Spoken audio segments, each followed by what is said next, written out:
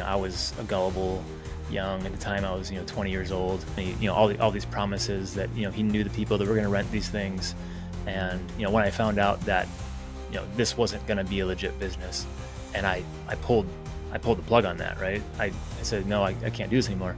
But then I'm stuck with 4 cars in my name, and what do I do as a 20-year-old kid? Imagine hitting rock bottom at 21. You're bankrupt, you're broke, and you're back at square one, only to rebuild and create brands that now reach millions worldwide. Well, today's guest did exactly that. I want to welcome you back to the root of all success. I am the real Jason Duncan, and this is episode number 319. And my guest today is Nick Edmundson, the founder and CEO of a company called Wandering Weddings. It is the global hub for adventurous couples who want epic, rule-free celebrations instead of cookie-cutter weddings. But Nick's story goes way deeper. He's gone from filing bankruptcy at age 21 to running multiple brands to building a life of freedom with his wife and his 2 kids in Washington State. And along the way, he's learned that other people's limits don't have to become your limits.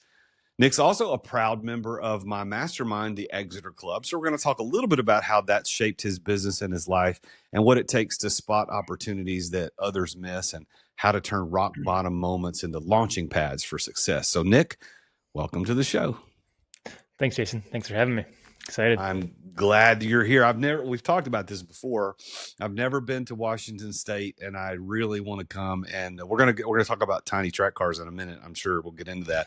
And I'm an old Hot Wheels collector, not like you, because I've seen you don't have it right now, but your background, I don't know how many you have, thousands perhaps. I have a couple of dozen, and they're just kind of.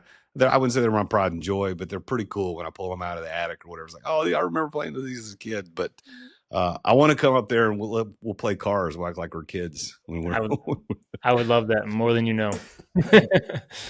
All right, so Nick, your story starts with a $250,000 disaster back in your 20s. So when did you, or when you think back to that bankruptcy, what part of you refused to stay down? I mean, since I was a kid. When I was young, I knew I was wired like an entrepreneur, from burning CDs and selling them to kids at school with custom playlists. I won't tell you how I got the music. May have been downloaded illegally. To trading sports cards, to playing games like Roller Coaster Tycoon, where I get to like build this theme park and figure out how to get people in the door, and then watch my revenue go up. Like, that's stuff that I loved. I was never reading the fairy tale books. I was always reading the books on like how to grow something and be a business owner. So I knew, even from a young age, that I was different, and I was not wired like everybody else, and I never knew when to quit. That's one of my greatest strengths. Well, burning CDs, selling trading cards, you've been building and flipping, as you said, since you were a kid. Do you think that entrepreneurship is something that you're born with or something that you learn just in general? Not you specifically, but like in general. I think it's hardwired into some people's DNA. I think you can learn it, through education and, reading and videos but deep down, I think it's something that is in me. And, as I connect with other people like me, with my personality types and who are also serial entrepreneurs, they would say the same thing. From an early age, they kind of knew that they were wired a little different, and they weren't destined for office jobs, working for somebody else. You mentioned Roller Coaster Tycoon. I've never played it. I've seen it. But I love that game taught you taught you a little bit about business, how business actually works. What would you say, how much of your success comes from that kind of creative play? 100% of it. Yeah. I mean, for me, and you've seen this with tiny track cars, it's hard for me to have a real hobby. It's when I get into something, I go all in, and somehow my brain, finds a way to turn it into a business, or how can I monetize this? And that may be from Roller Coaster Tycoon, early on, where without even realizing it, like I was learning how businesses worked and how to build brands, before that's even what I was trying to do. Like I was just it was just fun for me. So yeah, I think 100% of it. Now let's talk about the exotic car business that went wrong. I think if I understand the story correctly, you were trying to do some exotic car business rentals in your early 20s, and that's when the bankruptcy happened. So, first of all, before I ask the question, can you give us just a little bit of the story of what the business was and what happened, and then I want to dig in a little bit about maybe some warning signs you might have missed. Yeah, I mean, the core of it, the business was rent exotic cars to people, and in theory, have these cars for ourselves, plus make money renting them. And this is before Turo. If Turo existed, back then, it might have succeeded. But yeah, that's the core of it. It was an exotic car rental business. And what city were you doing that in? Cleveland, Ohio area. Cleveland. Cleveland doesn't strike me as a big exotic car city. Is that probably part of the part of the problem? That's part of the problem. I was too young to understand what it took to actually run that business. As a car guy, I saw this opportunity and was approached by somebody, and it seemed great, right? So I fed into it, and yeah, there were red flags along the way, and I brushed some off, and it turned out to bite me in the ass. What were the warning signs that you could now look back and realize you missed? Am I allowed to disclose some of this on a podcast without going to jail? Totally up to you. I don't know what the statute of limitations is, but we won't tell anybody. um, Early on, I was traveling for work and making pretty good money at the time. I was actually working for a promoter doing monster truck events, and I was on the road a lot, but busy. And I'd come home with big paychecks, which is great. Um, but my revenue, my income wasn't extremely high. It wasn't high enough to finance these cars. I had really good credit, and early on, there was a point where if you can buy all the cars within a 30-day period, they're not reported on your credit yet. So I was able to get approved on 4 cars that I shouldn't have been able to afford before the first one hit my credit. Because otherwise they would have saw that and be like, no, you have this much debt, your income is only this much. There's no way you can afford this. Hmm. Did you have a partner in that business? Yeah, that's the someone that you know put this idea in my head, and I was a gullible young at the time. I was 20 years old. It sounded amazing, and basically he turned out to be a con artist, and I found out that he's done this to multiple people, and yeah, he just scams people, and everything was on my personal credit. And when I found out his intentions were just to go gallivant and drive the cars around, and he, all these promises that he knew the people that were going to rent these things, and when I found out that this wasn't going to be a legit business, and I pulled the plug on that, right? I said no, I can't do this anymore. But then I'm stuck with 4 cars in my name, and what do I do as a 20-year-old kid? What did that teach you about partnerships moving forward? That definitely I trust people a lot less, um, which is sad. But I tread very lightly going into any relationship, with business. Um,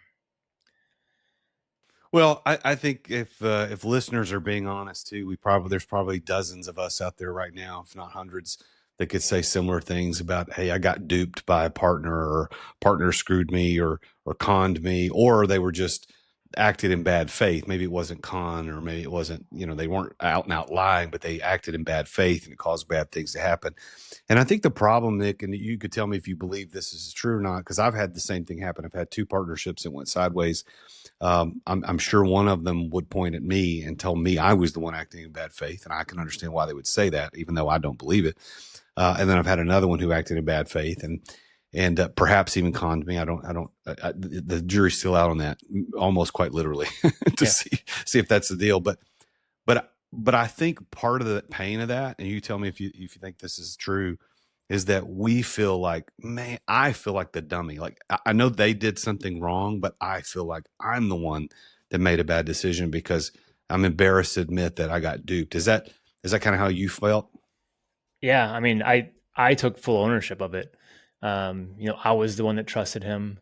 At 20 years old, I was still living with my parents, and my mom and dad were, this doesn't look like a good idea, and I promised them that it was going to be good. So I had my mom and dad convinced. I had myself convinced that it was a good idea, and when it went bad, yeah, I felt like an idiot.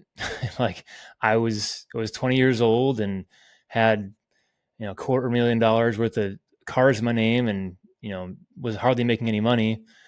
And, I had when I basically called the banks and told them, hey, like, come pick up these cars. And, all of them tell you, like, we're going to go sell these at auction and you're going to owe the difference. And I'm like, yeah, I get it, but I can't pay the bills. Right. And, which eventually led me to, at 21 years old, filing bankruptcy. And, I had no other choice. I had no income, well, a low income, definitely couldn't afford the cars. And I placed the blame all on myself for, being gullible, or I wouldn't even say gullible. It's just like I was dreaming too big and I allowed myself to be vulnerable. So after that, you found yourself washing cars at a dealership for $6.50 an hour. What's the most important skill you learned during that time that you still use today? I can wash a mean car.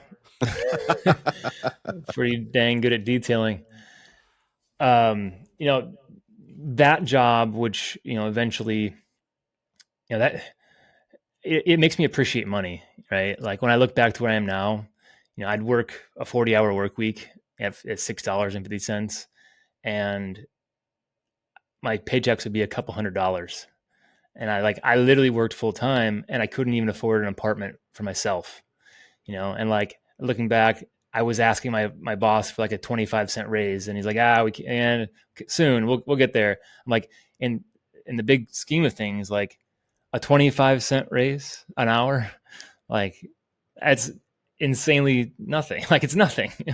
Like, um, so yeah, I mean, I wouldn't say it taught me how to just keep pushing forward, because I've had that drive in me from the beginning. And there's low points, as you know, at 21, when I literally hit rock bottom and filed bankruptcy. There was a period of time when I was down and out, and then it passes, and I have a new idea, and I bounce back. Twice you tried to quit the dealership, and they actually ended up giving you a raise. But what finally made you walk away from the security of that hourly paycheck and go all in on photography with no security? Yeah. So just kind of going back a little bit, I was washing cars at the Cadillac dealership, and then got offered a service advisor role, and was making a salary plus really good commission. And that's really, from slightly introverted to, I had to pick up the phone and call these people. And like at first I was like, I don't want to call them. I don't want to call them. Like that's literally where I learned how customer service and how to treat customers, and other than on Roller Coaster Tycoon, with their comments popping up. But that was really where I learned how to interact with people and make people happy, and deal with their problems.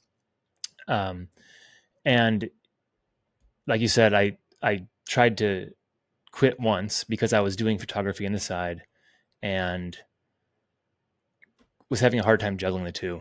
editing in my lunch breaks. So I tried to quit, and the owner came to me and said, we'll give you a $10,000 salary increase, which this isn't a salary-based job, it's a commission-based job. So we'll give you $10,000 extra to stay with us. And I said, okay, I'm going to raise my prices. I'll do less weddings. I'll work this job. I'll suck it up. 6 months or so went by, and bookings never slowed down. So I'm like, I got to quit. I got to go pursue my thing. I tried to quit again. They gave me another significant pay increase. I'm like, all right, I'm going to take less weddings. Like I can do both. And then the photography business just kept growing and growing. Where finally I went to them and said, hey, I need to quit this, right? My business that I'm passionate about, something I love doing, is growing to the point where it needs me more, right? To go all in on that. And the owner came to me after the third time and said, good work's hard to find, basically, and that you're welcome back here anytime. Wow. Now, so you went all in on photography, wedding photography. And as I understand it, you scaled to 70 or more weddings per year. And then you intentionally downsized to just you and your wife. What made you choose that simplicity over scaling? Yeah, we had a photo team of me and another associate that would shoot, and a video team that would shoot weddings with us and solo weddings on their own. It was a lot to manage, managing people, managing payroll, managing expectations for our clients and for our employees. And when I met my wife, Danae, we combined forces. So she was a photographer, I was a photographer, and we were able to increase our prices and sell us as a kind of a husband and wife duo. And we were at the point of our life where we looked at the numbers and how much we were paying the extra people and how much they were bringing in, and for the little bit of money that gap, right, the difference, we could probably make that up just taking a couple extra weddings ourselves. So we're like, I don't think it's the hassle to run this large thing, right? We can just take 30 or 40 weddings ourselves and manage that and make the same amount of money and not have to worry about a bunch of people. Yeah, that's probably a good decision. Well, so now, Nick, you're a member of the Exeter Club. So how has being in the mastermind influenced the way that you run wandering weddings or even tiny track cars? The biggest thing, and we've talked about this before in the past, is my mindset shift towards I can't do everything. Right? Like when I step back into Wandering Weddings from being a lifestyle brand to, okay, I'm going to see how big I can grow this and where I can take it. The biggest thing was I can't be the hero of my own company for it to scale. And that is that's the single-handed biggest thing that I keep telling myself in the Exeter Club is, what can I take out of this? What can I learn from you, from the other coaches, from the other members, to move myself into a position where I can, run the business, run the brand, but not be the brand. And, it's taking some work to delegate and move things around and make some strategic hires, but I think we're getting there, and we're on a path, and we're on a trajectory that is looking good. So let's take a quick break to thank our sponsor of today's episode, Constant Closer. If you are a course creator or if you're a business with an email list, you might be leaving serious money on the table. Why? Because your audience has learned to ignore generic email blasts. Don't you ignore them? Well, your audience is also ignoring them. Constant Closer is an AI sales agent that sends personalized one-on-one emails to your subscribers, to your contacts, whatever you want, whatever you need them to send it to. And those emails are designed to convert. It isn't marketing automation. This is artificial sales intelligence. Brands like Live Your Message or ZG Media, they all use Constant Closer, as do I at the Exeter Club, to fill webinars, to book more calls, to close more sales. And we can do this without hiring someone to be our email outbound salesperson. So if you're ready to finally monetize that list that you have the smart way, you can try them out at therealjasonduncan.com/constant closer. That's therealjasonduncan.com/constant closer. Now let's get back to our conversation with Nick.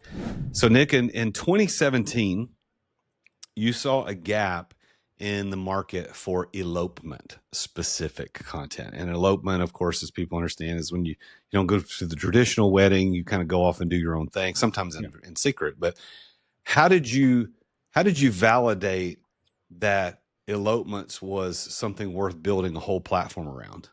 Yeah. I mean, so the term elope, it used to have this meaning of like, we're going to go to Vegas, not tell anybody Elvis is going to marry us. And it's kind of evolved, with social media and modern times into like a planned, very intimate or an actual elopement, which is a couple where they're actually planning it ahead of time and then going to get married. In our case, it's this adventure aspect of it. We're out in the mountains, we're on the beach, we're in the forest. Um, my brand, Nick Plus Danae, my wife's photography business, we moved from Cleveland to Washington State. And during that period, as we transitioned out here, we started photographing more of these, intimate weddings and elopements. And as a photographer, you want to submit your work to get featured. You want to send it to publications, get featured in blog posts, to get the backlink, to get the recognition. And when we were shooting these elopements, there was literally nobody that was accepting these types of weddings, because they wanted to see invitations laid out and, Jimmy Choo's and the dress hanging. They wanted to see all the pretty things, but we were just going on adventures with our couples in the mountains and taking pretty pictures. So I started an Instagram handle and I started a website, a blog that was featuring our own work and other work of people doing a similar thing. And it went really big, really fast. The Instagram handle, shot up to over 100,000 followers pretty quickly. The blog was getting, daily submissions from people wanting to be featured on it. And I had to sit down, this is while I'm running my photography business. I had to sit down and say like, okay, this little thing on the side that I've been building is taking up a lot of my time. Like, how do I monetize this now? So how did you balance wandering weddings alongside photography, and you also had a coffee business before deciding to go all in on wandering weddings? Yes, for a short period of time, year and a half in Cleveland, I started a coffee roastery and eventually opened a cafe, with a business partner while doing photography and running wandering weddings. And it was a lot. And, I was doing a lot of things, bouncing around. We were working a lot of hours at the cafe. And then when we moved to Washington, there was really no way for me to be significantly involved with the coffee company. So I actually ended up exiting and selling my half of the business to my business partner, which allowed me to focus on our photography and wandering weddings, which at the time seemed like a lot less, right? I just took one full thing off my plate. And luckily, our photography brand is, it was built with SEO, it was built with referrals. So the leads were coming in. And, I've been doing it for so many years, and my wife's been doing it for so many years. We know how to have meetings and sell ourselves and book a couple and shoot the wedding day and edit the pictures. So like we could do that for not a 40-hour a week. We could make good money not working 40 hours a week, which allowed me the time to focus on wandering weddings, and take it to the next level, which was, adding memberships, bringing people on into our directory, that would be a member, which would gain access to submit to our blog and to be featured on our social media, and across our entire platform. Now you've got tiny track cars as a side venture, and I think it's such a cool, unique side venture. What itch does that scratch for you creatively? A lot of them. As a car guy and as someone that I learn by tearing something apart and rebuilding it, like I'm very hands-on. I love that I can build stuff with tiny track cars. I'm building these tracks. I'm building the dioramas. So that itch is scratched.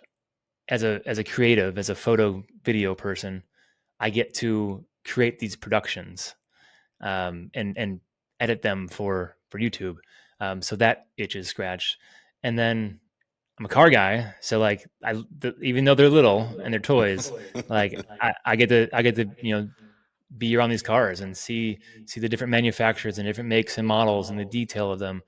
And then I'm kind of still of a child, so that's fun too, just playing with the cars. What give everybody the website for Tiny Track Cars or the YouTube channel, because I think for those of us who like that kind of stuff, I think it's a cool channel for people to go look at. Yeah, it's at Tiny Track Cars on YouTube or tinytrackcars.com. You'll eventually find the YouTube channel through the website.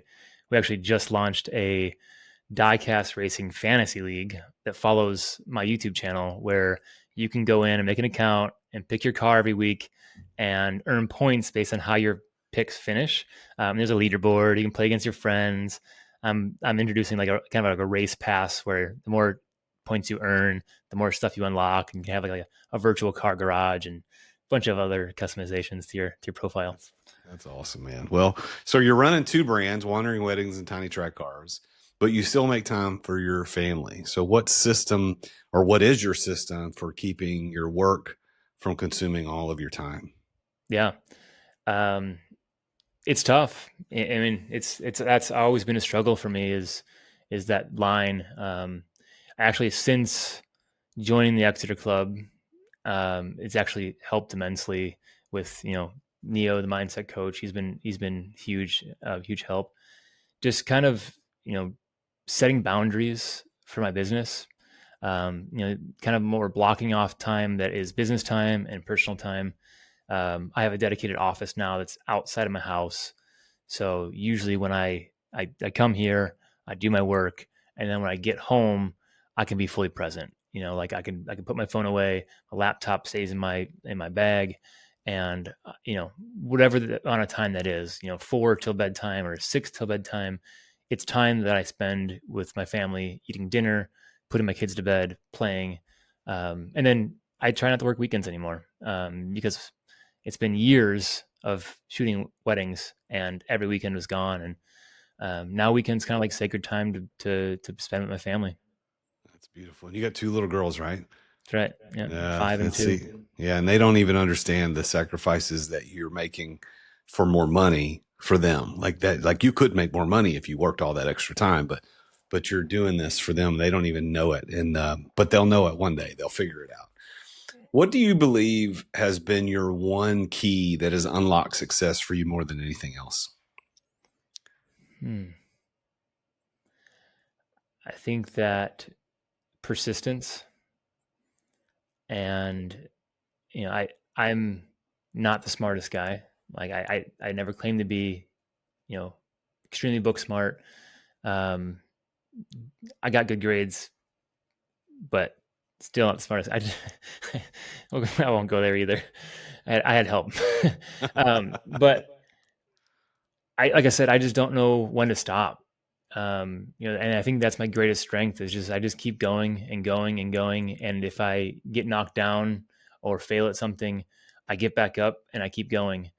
And it's a blessing and a curse, right? Like it sucks because I'm always going. My mind never shuts off, but it's how I got to where I am today. And it's how I've built the brands that I currently have, and it's how I support my family. So in our whole lifestyle. How do you personally define success? I mean, for me, success doesn't have an income number.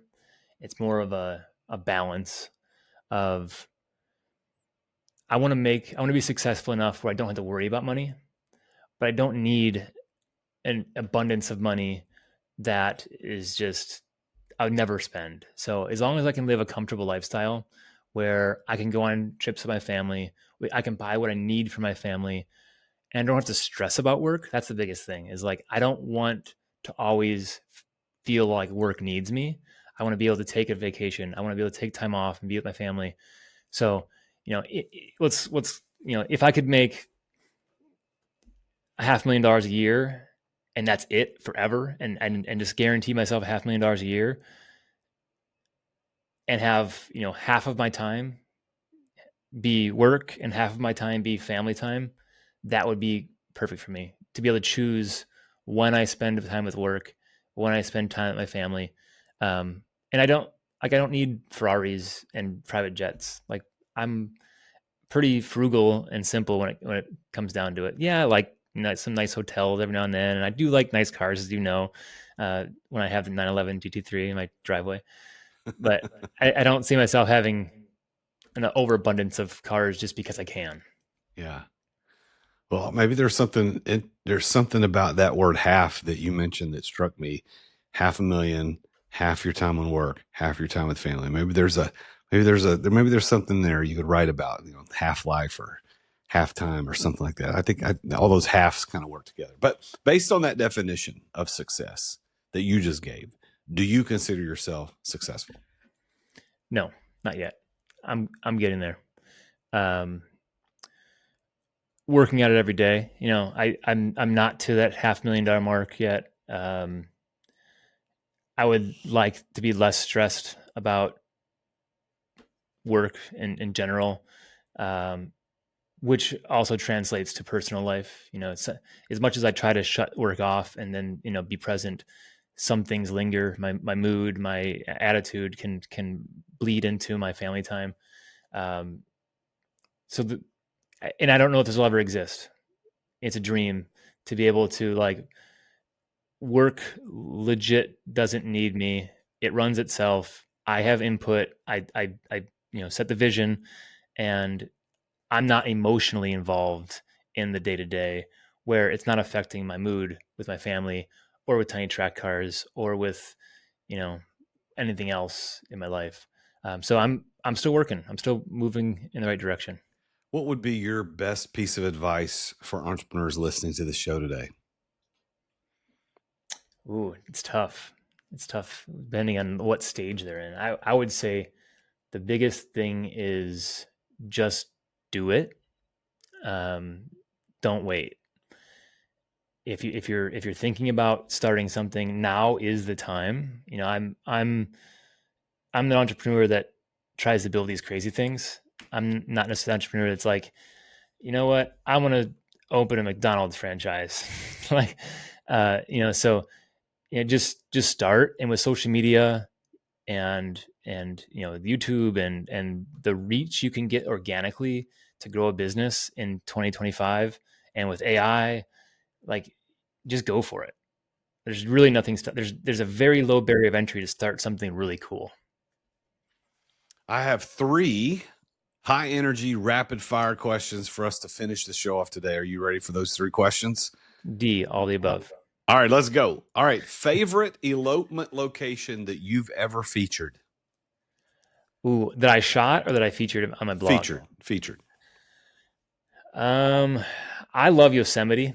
That's probably my top spot. But Yosemite at sunrise, because once it hits 9 o'clock and the tour buses start coming in, Yosemite's terrible. Uh, Speaking of Yosemite, this is completely an aside.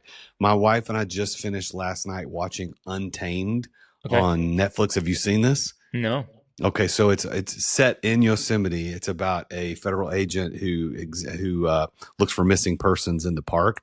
And the shots, I've never been to Yosemite, but the shots are absolutely beautiful. And I just came back from riding 1,500 miles in Colorado in the Rockies. It's so grand. Mm-hmm. All those shots look like something I would have seen in Colorado. I didn't think California had that. I didn't understand that's what it looked like. So if you like Yosemite, watch Untamed on Netflix. It's a pretty good show. Definitely. All right, next question. Most unexpected elopement request that you've seen? Again, I don't know if this is so. Years back, my wife was shooting groomsmen. This was kind of like a smaller wedding, and they wanted what they called a scro photo, where they all basically pulled their pants down to get a photo of their privates, because that's what they wanted.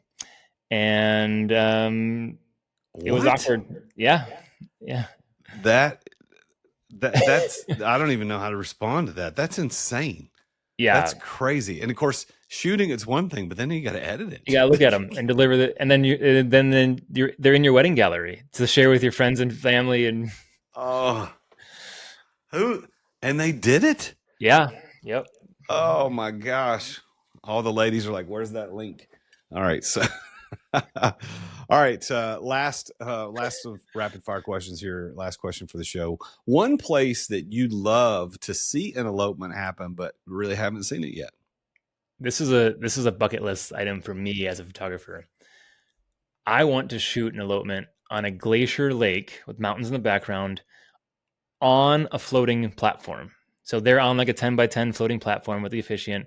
I'm on a paddleboard or in a kayak, and we're going to hike up because they're inflatable and blow them up on top of the mountain and go out in a glacier lake. And I want to shoot it floating. That does sound cool. Well, tell everybody how to get to Wandering Weddings if they're thinking about doing an elopement, or if they're a service provider and they want to be a vendor, they can pay a monthly fee and get access to all these thousands of people from all over the world that want to do elopements, and they're looking for people to help them with that. What do people need to do to get to that?